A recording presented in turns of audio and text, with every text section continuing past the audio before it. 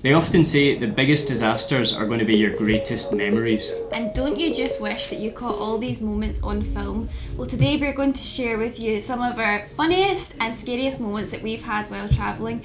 And I think we have a lot of them. yeah, I do. 90% of our footage is just disaster. We do. Unfortunately, we don't have all of them on film, but we're going to share as much as we can. We're making this video basically because going forwards we want to try and record absolutely everything, the good, the bad and the ugly. And in the past, I think it's quite similar to what a lot of other people might have experienced. We get a bit camera shy when things take a negative turn, which happens to be quite a lot in our lives. We just forget. Yeah, it's really the last priority. So we're going to try and tell as many stories as we can visually and also using our incredible storytelling techniques. And these are just some of our worst and funniest travel memories over the past 3 years. Those clouds are getting so close, I think it's going to start peeing with rain.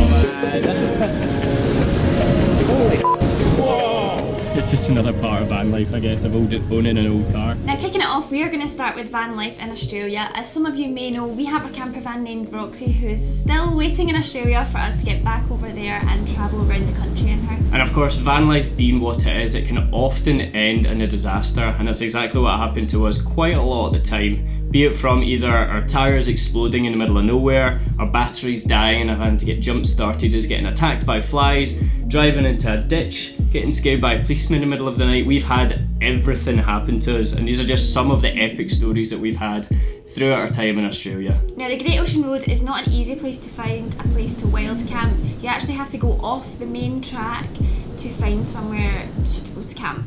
So that's what we did one night. It was dark, it was wet, and we headed inland to try and find somewhere to park up for the night. Well, yeah, that ended up being our first biggest disaster in Roxy. As Gemma said, we didn't have roadside cover and we'd been driving for about 2 hours inland. We hadn't seen a single other person. It was about 10 o'clock at night, pitch black.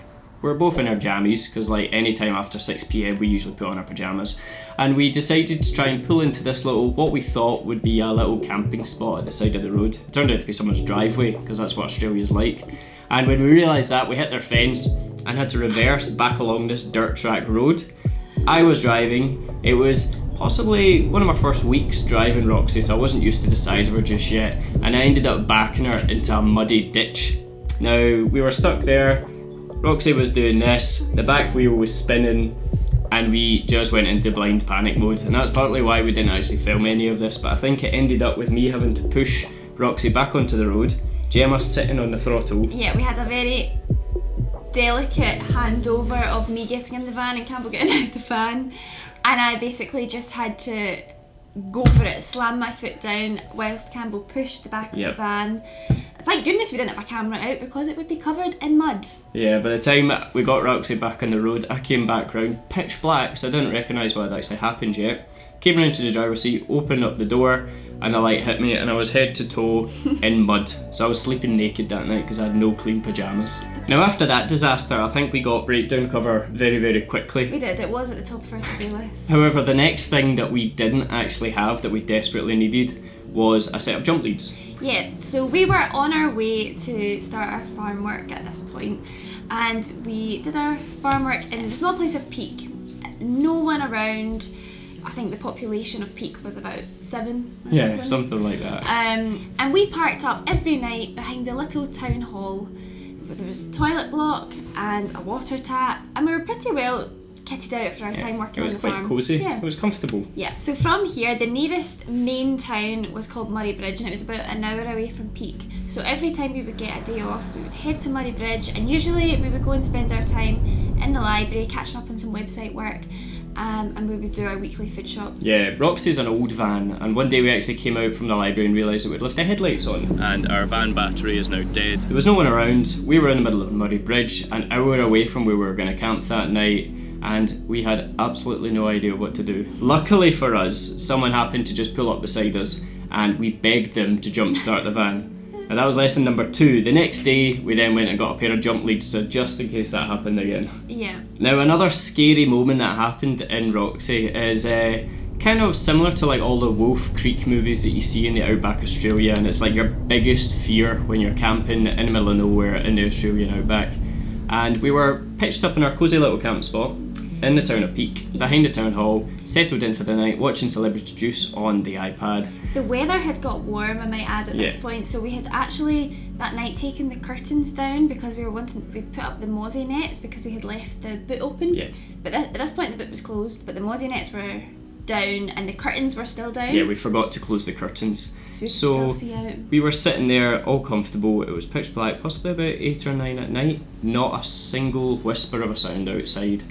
And all of a sudden, we see this face appear at the boot, someone chapping in the glass. And you saw it first actually, and you screamed or something, you yelped at least. I don't even think I could do that. I was in so much shock. I was just like, oh my god. Turned out it was a policeman, so they came round, chapped on the door. We opened up. Oh, good evening, officer. How can I help you? Turns out he was actually out looking for a missing person, and this person had phoned up the police saying, I'm going to jump off a cliff. Someone needs to come and get me. Now, you might think it's reassuring to find out it's actually not here to arrest us for wild camping. But the thing about Peak is it's like the flattest place I've ever been. The nearest cliff was about an hour's drive away. And the only thing that could even remotely resemble a cliff was the silos that sat just behind our van. Yeah, it was really bizarre moment actually because the policeman, he'd never been to Peak before, so even though he was based in Murray Bridge, he'd actually never travelled out to Peak. So he was like, are you sure there's not a cliff here? We're like, not that we know of. I mean, we're not anywhere near the sea. Yeah, so then he bid us adieu and went off on his way, but I just, for the rest of that night, I just could not help but think about this person apparently is out in Peak. And it's pitch black everywhere around us, so yeah, that was quite a scary moment. We didn't really sleep easy after that, I don't think. So we finished our farm work with summer just about to hit.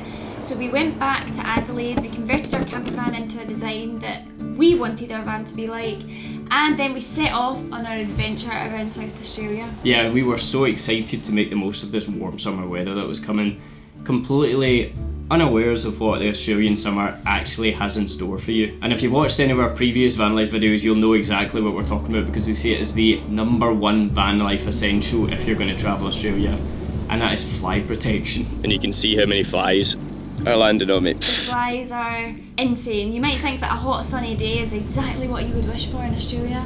Not necessarily.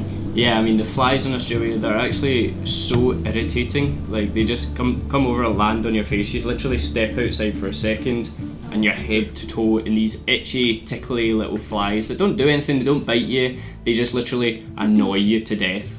Yeah, I'm actually going to take a moment to be grateful for the fact that there's no flies. There's no flies.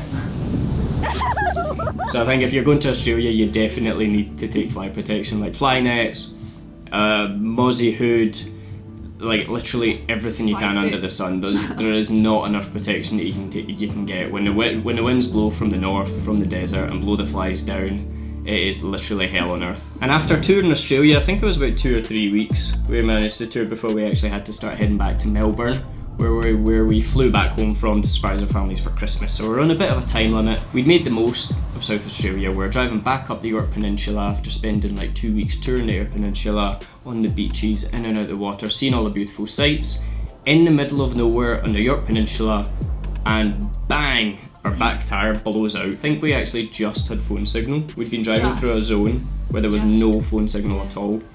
And we're a little bit worried because we were skint at this point. I don't know how we were going to actually pay for another tyre. Luckily we did have roadside cover, so we managed to get that guy on the phone and he said, yeah, just wait in your van, I'm going to be there within the next couple of hours. It was about 40 degrees. Yeah. And we were sitting there in the middle of nowhere waiting for this guy to come and change our tyre for us. That was our last disaster, luckily, in the van, but oh my god, it was a big one. No, it wasn't. I just thought of another one. The day that we left Melbourne to go home and surprise our families, I stupidly locked the keys in the back of the van. That's right.